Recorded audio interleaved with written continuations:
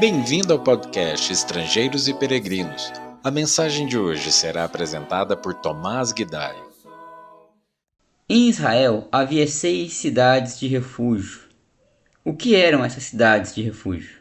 Bom, em Números 35, versículos 10 a 12, um pouco antes de o povo entrar na terra prometida, o Senhor instruiu Moisés a respeito delas, dizendo: Fala aos filhos de Israel e dize-lhes: Quando passardes o Jordão para a terra de Canaã, escolhei para vós outras cidades que vos sirvam de refúgio, para que nelas se acolha o homicida que matar alguém involuntariamente. Essas cidades vos serão para refúgio do vingador do sangue, para que o homicida não morra, antes de ser apresentado perante a congregação para julgamento. Na sequência do texto, o Senhor esclarece que aquele que matasse o próximo de propósito pagaria com a própria vida. Não haveria nenhum sacrifício que serviria de resgate e nenhum refúgio para ele.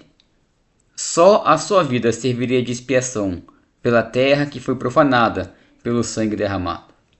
Mas, caso alguém matasse acidentalmente sem ter a intenção de causar mal ao próximo, poderia correr literalmente para uma dessas cidades de refúgio e lá seria abrigado e protegido pelos levitas, até que seu caso fosse julgado.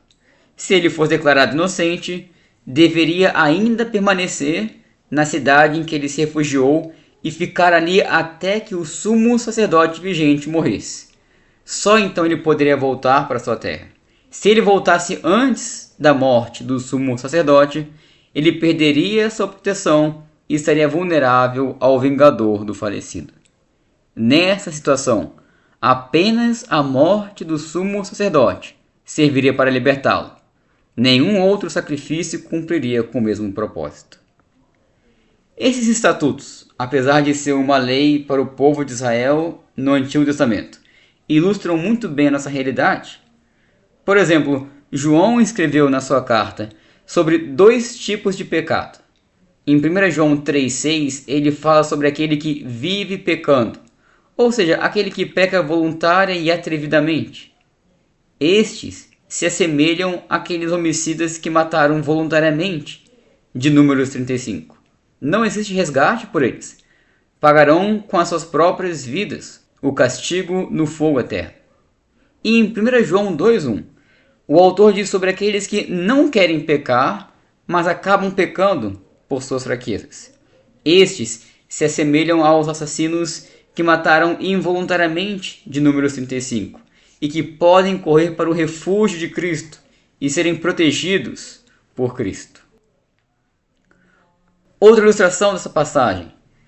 Independente se o assassinato descrito em Números 35 fosse voluntário ou involuntário, o fato é que o assassinato gerou dano a alguém e a sua família. De qualquer forma, o sangue derramado profanou a terra. E apesar de o homicida que matou involuntariamente escapar da morte, alguém teve que morrer em seu lugar. E parece que essa é a ideia de aguardar a morte do sumo sacerdote.